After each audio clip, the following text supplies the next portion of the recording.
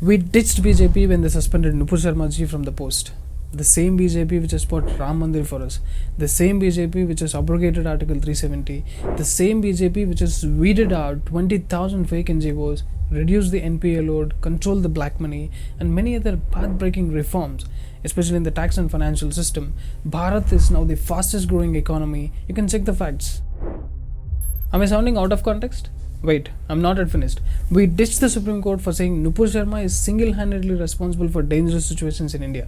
The same Supreme Court which gave orders to do videograph in Gyanvapi Mandir. The same Supreme Court that declared Ayodhya belongs to Ram Janmabhoomi. The same courts which arrested Maulana Mufti Nadeem for his hate speech on Nupur Sharma.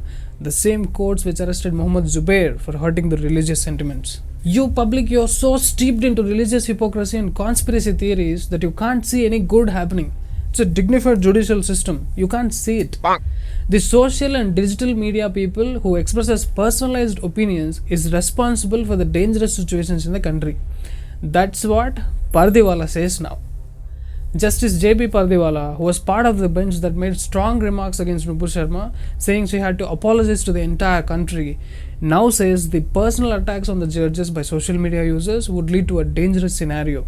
Social and digital media is nowadays primarily resorted to expressing personalized opinions more against the judges per se, rather than a constructive critical appraisal of their judgments.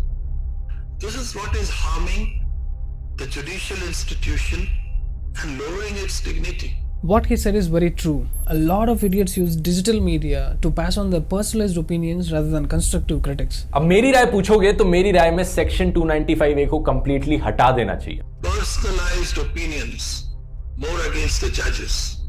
This is what is harming the judicial institution and lowering its dignity. Especially Twitter influencers contribute to major part of hate speech and violence today. This is where you need to watch String, where we give zero importance to personalized opinions. We speak only of facts. But Pardiwala ji, I don't agree with the later part of your talk where you said lowering the dignity of judicial institutions.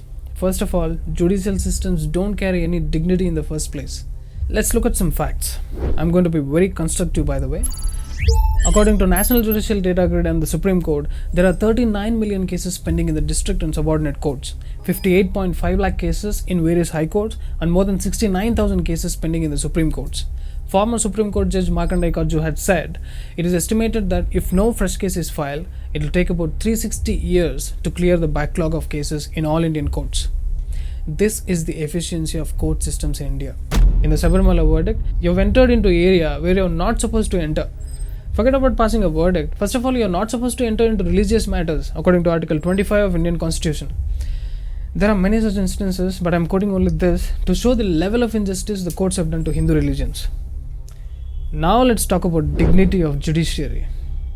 Justice Pardiwala ji, dignity by definition means the state of quality of being worthy of honor or respect. You can talk about dignity when justice is not delayed in the courts, okay? Now there is a huge conspiracy going on over single-handedly responsible for the dangerous situation in the country. Let's bust this judicial conspiracy now. Hey Narendra Modi, sun le. Forget about Nupur Sharma Kanhaiya for a while. When a jihadi terrorist, after beheading Kanhaiya, openly declares a death threat against the Honorable Prime Minister, you being in the highest judicial office, would you not talk about strengthening the security in the country? Call for a surgical strike or order an investigation into how many such people are planted on a killing job in the country? Or will you pass on unnecessary remarks, one-sided, biased, personalized statements, create more havoc in the society? Nupur Sharma is single-handedly responsible. What did she do? Did she behead anyone? Did she behead the idiot who spoke nonsense about Gyanvapi in a TV show? Nupur Sharma just expressed her emotion when someone insults her God, merely cited lines said in Hadith, which is approved by Prophet Muhammad himself. Even Zakir Naik endorsed it. Muhammad Ali Mirza, a renowned Pakistani Islamic scholar, says, पहल जो है मुसलमान की जानिब से हुई है, उसका आपको अंदाजा होगा. अभी तो अधूरे क्लिप चल रहे हैं, वो भी बड़ी मुश्किल से मुझे एक क्लिप मिला है, तो उस औरत के आपको जवाब के अंदाज से पता चल जाएगा कि वो रिबटल कर रही है. क्योंकि जब वो मुसलमान ने वो बात की तो उसने कहा कि अच्छा आप अगर इस तरह की बातें करोगे ना तो हम भी ये कहेंगे. तो ये पहला मुजरिम तो वो मुसलमान है जो किसी के रिलीजन के बारे में इस तरीके से लाइव टीवी प्रोग्राम के अंदर आके बात कर। He is a Pakistani Islamic scholar who clearly says that the Muslim man Taslim Rahmani is responsible in the first place for insulting Hindu gods and provoking Nupur Sharma ji. Not just Taslim Rahmani, there is one more dangerous guy, Zubair. Mohammed Zubair is the guy who cut few seconds of Nupur Sharma's part alone and alleged Nupur Sharma ji of insulting Prophet of Islam and led the online mob of radicals against her, setting off a wave of angry protests and spasms of violence across the country. Muslim fundamentalists took to streets, running riots, demanding the beheading of Nupur Sharma. Zubair's followers went berserk over the video clip and violent protests started in various parts of India. Zubair and his ilk also attacked several government officials of Middle East countries, highlighting the insult of Muhammad. He is the one who single-handedly got the Middle East countries summoned the Indian ambassadors seeking explanation on Nupur Sharma's remarks. Nupur's statement on May 26th actually went unnoticed. It was much later in the second week of June when Zubair spread this deliberately to the notice of people within India and outside India that had resulted in the dangerous situation in India. Dear judges of the Supreme Court, now tell me who is single-handedly responsible for the dangerous happenings in India. I can assure you 100% that if Zubair was not there, this much nonsense wouldn't have happened in the country. Kanayalal would have been alive and safe today. Your Honor, would you make sure that this guy gets a horrible sentence? Look at the anger in the crowd outside the premises of NIA court in Jaipur when police tried to get these jihadis into luxury jails. If there was no police, you can imagine the crowd would have plucked every part of the jihadis who killed Kanayalal. The situations have changed now. You must observe. We are at a completely different situation now.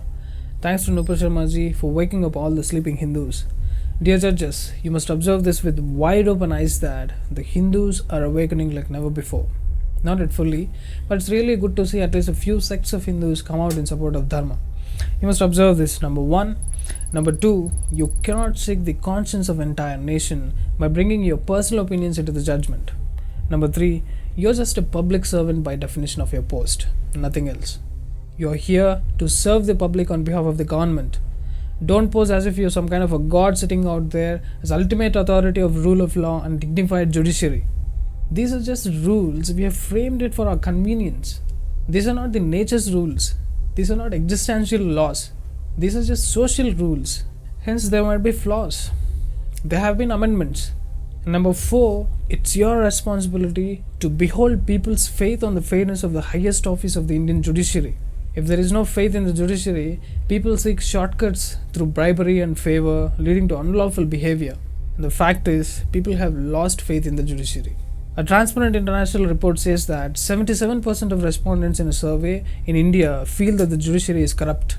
A prime example is the unauthorized buildings in Indian cities, churches and mosques constructed on encroached temple lands. After these many years of judiciary, when a terrorist can so easily and so openly come and behead a common man, and on top of it post a death threat video against a prime minister, you tell me who is single-handedly responsible for all the happenings in the country? Is it an inefficient judiciary system or Nupur Sharma ji? Who? Everyone wants immediate exemplary punishment for these jihadis. Country is not going to tolerate this anymore. Many Muslim scholars themselves denied that these jihadis were protecting Islam and the horrifying act was against the religion. Stop demanding capital punishment for Nupur Sharma ji. Any strong remarks on Nupur Sharma ji is not intended to protect peace of the nation but are purely personal and would account to epitome of stupidity of the judiciary and lack of dignity. And you bloody jihadi terrorist who are still under the impression that Hindus are a bunch of idiots who keep quiet even if their mothers and sisters are raped and murdered, no one is scared at you bloody. My guru has taught me what's beyond death. Death is a daily practice we do in our sadhana. Absolutely no attachment to life on the body. Not at all interested in going to your bullshit heavens. I am more dangerous than you. असुरों का विनाश महादेव करते हैं, जिहादियों ने नहीं. जय श्री राम.